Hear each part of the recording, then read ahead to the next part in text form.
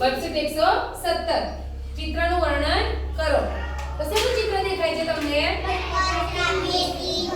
ક્યાં છે કચરાપેટી? બતાવો તો ચિત્રમાં. તમારી ચોપડીમાં.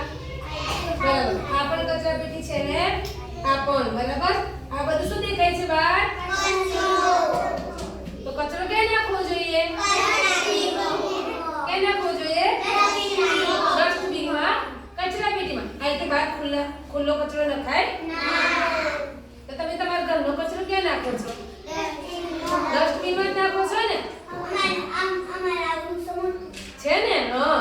તો સ્વચ્છતા રહે. આપણે પણ જો એ કચરાપેટીમાં જ નાખીએ છીએ ને તો કચરો હંમેશા ક્યાં નાખવો જોઈએ? ડસ્ટબિનમાં નાખવો જોઈએ, કચરાપેટીમાં નાખવો જોઈએ. એટલે આપણું ઘર પણ સ્વચ્છ રહે અને શાળા પણ સ્વચ્છ રહે. તો હવેથી તમે કોઈ બીજા નાખતા હોય કચરો રસ્તા પર તો એ ના પાડવાની અને આપણે એ કચરો લઈને ક્યાં નાખવાનો?